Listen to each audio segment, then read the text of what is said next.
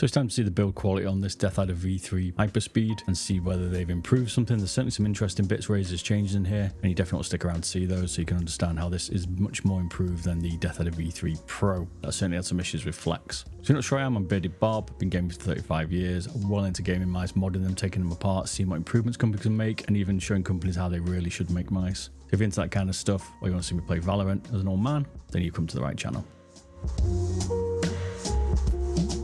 Let's check out Razer's Hyperspeed V3 DeathAdder and see exactly how they put this puppy together. It does feel good. I like it. I want to see what they've done changes-wise and see if they've learned anything from other creations they've made which have not been so on point, should we say. Time to crack her open. Razer must be the first company to say it weighs more than it actually does.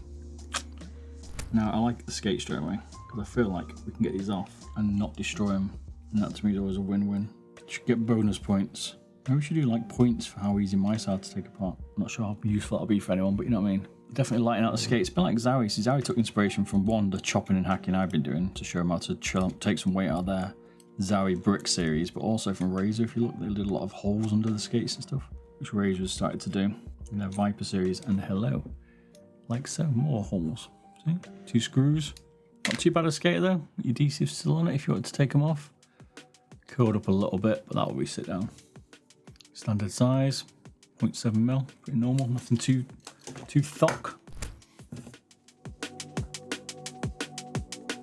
The Razer's finally listened to us when we've said, stop splitting your front skate. We don't want a split front skate, we want a full front skate, and if we want to split it, we'll split it. And now they've listened. But they put 4 screws in it, which is a bit of a disappointment actually. They've disappointed me already. I don't know why. Razer's got some of the best clip mechanisms around, and yet they still screw the mice together.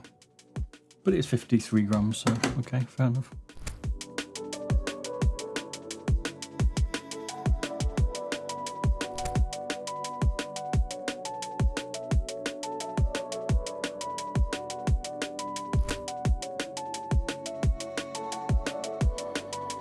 Ooh, interesting. Okay, so we have 4 screw locations. We have 1, 2, 3, and 4, and it's using, looks like a torque screw. So we're using a T5H.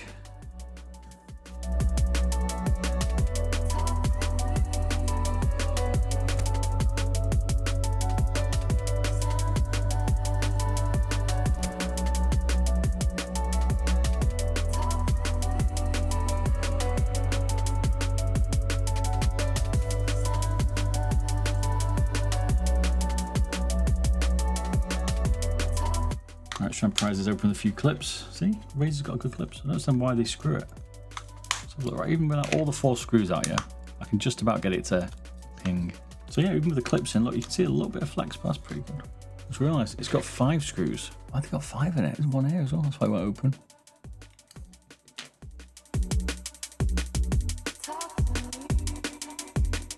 Razer's made quite a lot of changes in here.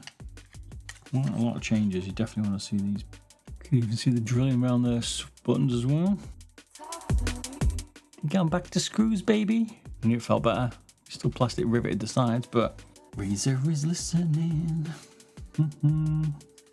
See the brace? That's going to stop the side flex if the V3 had it. Back to normal screws again. Company's still using different screws just to annoy us.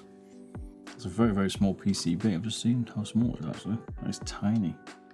This could be a good one for 8K modding. PPM might look at it, but it's expensive maybe.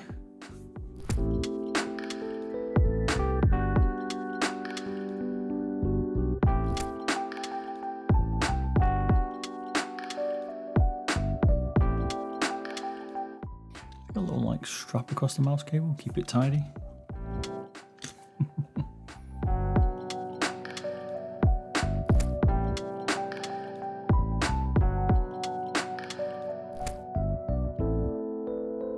What is this?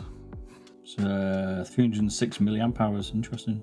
Normally 300, but 306. Okay. It's also a 3.87 volt. It's using the smaller JST connector as well. It's like a 1.0 JST. Yeah, just under 5 grams. They've also thinned the cables out, so they're trying to save weight everywhere, Razer. Pay attention.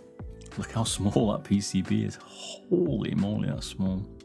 Antenna's different. Look at that antenna. Razer's definitely changing things up. There are quite a lot of changes in this. This is such a weird shape. They've chopped out all the fat on this PCB. This is one of the most trimmed out PCBs we've seen in a while.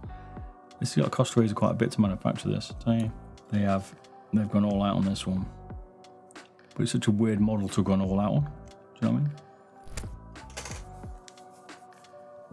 4 grams. Right, we got the big eye out. Hang on a minute. We got a better magnifying glass. So we're rocking the N52840 MCU. See, they haven't skimped out. They're just calling it the Razer FX-1. And the other code is N402KN32CE. If you're interested. One of the other changes they made is the, I guess, what they call prism or whatever it is stuck to it. Still using plastic rivets, but use them in the right places maybe this time. And no label. Just realised they haven't put a label on it. That's the first time they've put a label on it. They've realised that's an extra gram. Was it the Viper Mini? They put grams worth of label on it.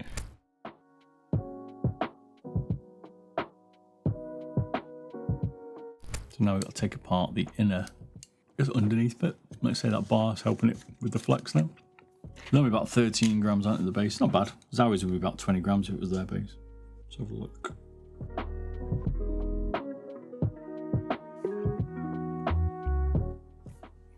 It's the same screws as PCB if you're interested. So even they started to even use the same screws here from Razer. Well done, Razer. Give you a round of applause if you're listening. So they had one in here and they got one in here.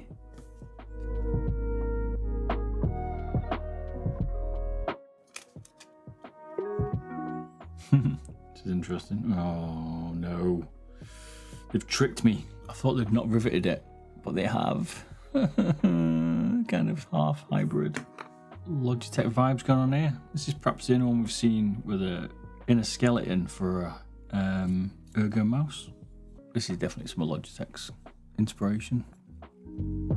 Kind of like this little skeleton. That's probably why they took it, to make it a bit more rigid inside. I can't remember if the original one had it.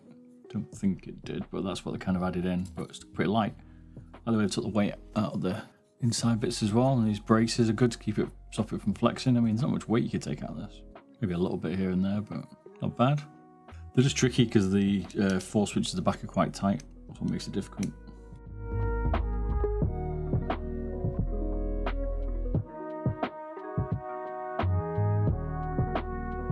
The ones that are different are these 5 here from the base. All these rest here, these are all the same screw type. There's a 4 and I can't see it. My old eyes. Even this PCB is small, and look how small that PCB is. Very Logitech this. Even this top PCB, have you noticed? No one's mentioned it. Very Logitech driven. G Pro X vibes, anyone? Anyone got those G Pro X vibes? I have. Using that switch name, I can never remember the D one. Do you? Smell out.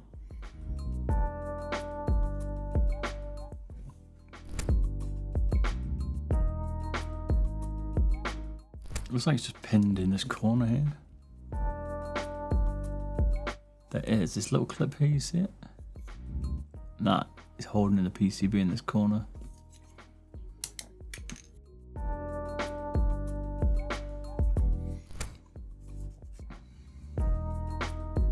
This is the most interesting bit, this little internal bit, but definitely Logitech vibes.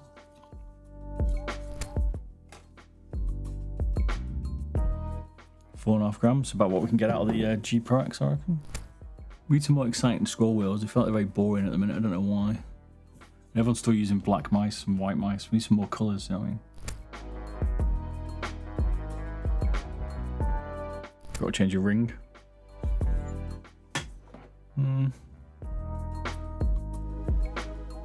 Just don't look straight, I don't think. It just looks like it's slightly kinked like that.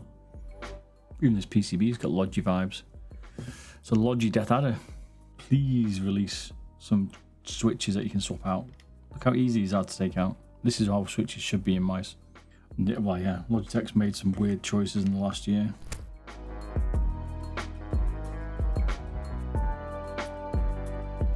Eight. It's even got the same height encoder as the Logi. 8mm encoder. TTC blue.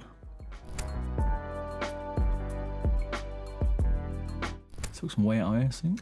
Nice. As this is actually as light as it is, 52 grams. Still using riveted side switches. Makes me sick. Makes me sick. And still using riveted mains. I thought they tricked me making it. I thought this screw was here and there's one at the back. Thought they've screwed them. Put a screw in, stop it wiggling left to right, which kind of helps. Still moves a little bit. Nothing major there, that's fine. That's it. 20 grams of this main shell. I think Razer's done a good job on this one. I'm still a bit disappointed with the amount of rivets in it, plastic wise, but overall they've made a good construction. They're definitely taking Logitech inspiration, even with all that side button stuff. Trimmed the PCB down, that's a very nicely trimmed 8K PCB. Dropped a bigger battery in it, 53 grams in weight. Yeah, it's nice, nicely built. Nice little bars in here, sort of flex using the skeleton. Overall, a good DeathAdder, I would say. Definitely the best one out there.